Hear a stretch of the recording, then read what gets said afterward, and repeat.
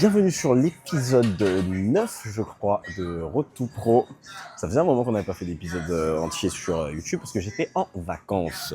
Là, je suis revenu. Il y a eu plusieurs nouvelles. J'ai été pris dans le groupe élite des Bordeaux Beach Healers.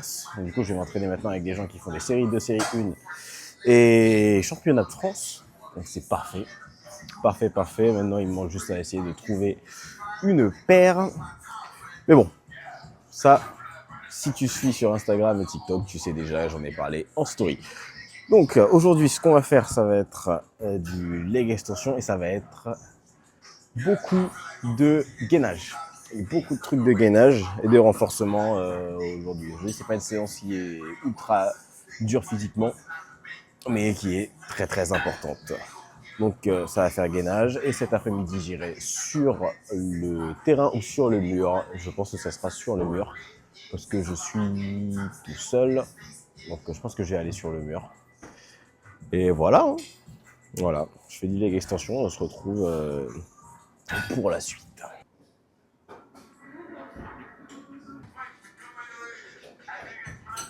Alors du coup, premier exercice qu'il y a à faire, ça s'appelle le McGill Big Three. Alors, en gros ça c'est pour renforcer un peu le dos. Donc ce que tu fais en premier, c'est tu places tes mains sur tes lombaires et tu essaies de ramener ton torse vers le plafond. Comme ça. Hop. En gardant, pas en allant faire un crunch, mais juste en amenant le torse vers le plafond. Ensuite, après ça, tu te mets à... Non, je dis n'importe quoi. Ça, c'est le troisième. Ensuite, il y a juste du gainage sur le côté, en classique. Les deux côtés, bien évidemment. Hop, hop. Et ensuite, par là, du coup, tu te mets sur tes quatre pattes.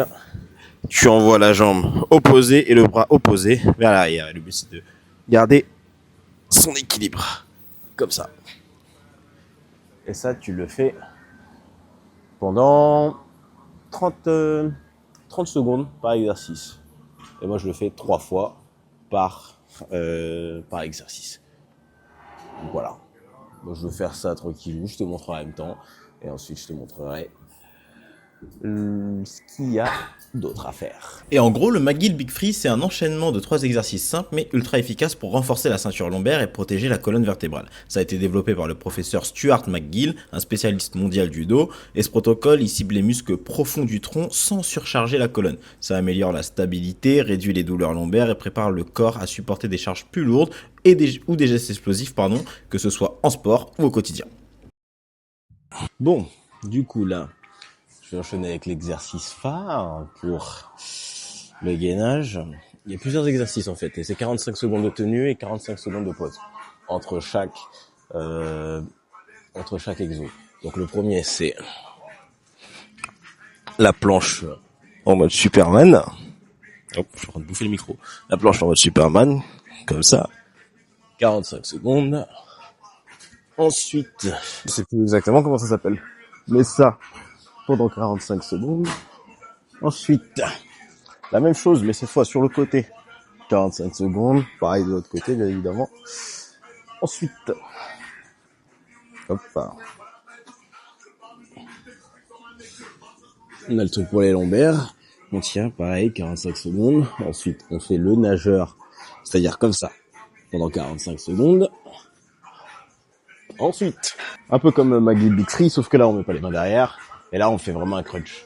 Et là, pareil, 45 secondes, comme ça.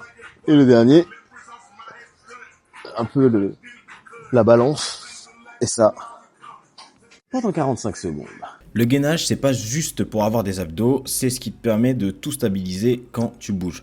Que ce soit quand tu sautes, quand tu cours, ou même que quand tu soulèves quelque chose. Si t'es pas gainé, tu seras pas efficace et tu risques de te blesser. Donc, incorpore du gainage, je pense à peu près 3 fois par semaine dans tes séances de muscu.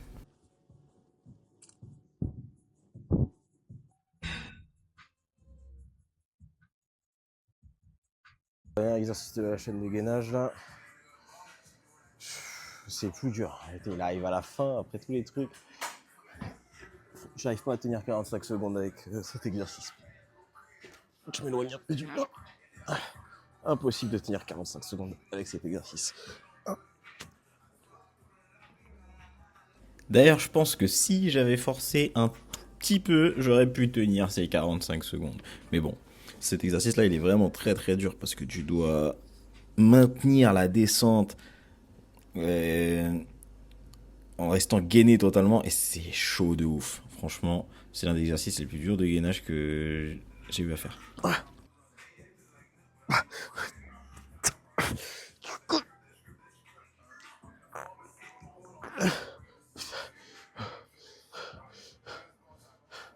Je crois qu'il me reste 10 secondes, on va pas aller comme ça là.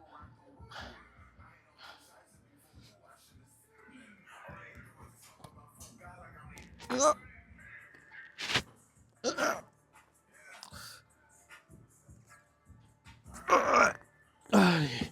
Oh. Bon, dernier truc de gainage, normalement. Du coup, là je vais pas pouvoir te montrer l'exercice en détail. Parce que je fais du début à la fin, je veux dire. Là, ce que je vais faire, c'est que je vais juste te montrer les exercices que j'ai à faire. Donc là, il y a celui-là. Tu fais la planche. Là, c'est le même truc que tout à l'heure. C'est 45 secondes de tenue, 45 secondes de repos. Donc là, hop, et jambe droite et jambe gauche. Ça va être la même chose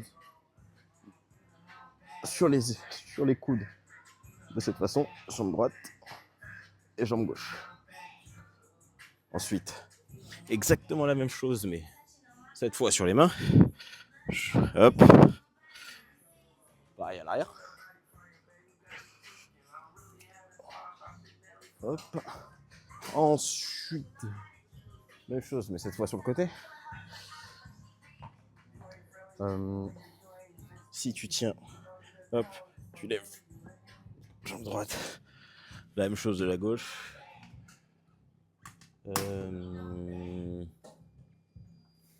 Ensuite, encore la même chose, mais cette fois debout. De cette façon. Même chose de la gauche. Ensuite, tu te remets sur les genoux. Hop, tu lèves. Cette fois la jambe de dessus. Même chose sur la gauche. Tu te remets assis après sur ta main. Tu lèves. Et même chose de la gauche. 45 secondes de tenue, 45 secondes de repos. Sur absolument tous les trucs. Donc moi je vais faire ça. On se retrouve après. Bon, là on va entamer le dernier exercice prévu par les coachs. Et ensuite on va faire la mobilité d'épaule et renforcement épaule. Le dernier exercice en gros, c'est un exercice pour travailler tes pieds, on va dire, mais vraiment ça. En fait, c'est des exercices où tu vas commencer à marcher sur le côté et tout. C'est vraiment bien pour renforcer toute la structure de ton pied au niveau de ta cheville, au niveau de tes doigts de pied aussi. Parce que des pieds forts veut dire que tu sauteras aussi plus haut et tu éviteras aussi beaucoup de blessures. Donc, moi je vais le faire, tu vas voir, hein, je ressemble à un gros débile en le faisant. Vraiment, j'ai des trucs où je marche comme ça ou comme ça, mais c'est très important à faire. Donc, incorpore-le dans tes séances, parfois, de temps en temps, une fois par semaine, hein, tu peux. Ça renforcera bien toute la partie de ton pied, de cheville jusqu'à tes doigts de pied. Très important à faire. Donc, moi je fais ça. Et après, on se retrouve pour la mobilité d'épaule. Bon, c'est vraiment pas ce qu'il y a de plus glamour à faire. Franchement, j'ai vraiment l'air d'un gros débile en faisant ça.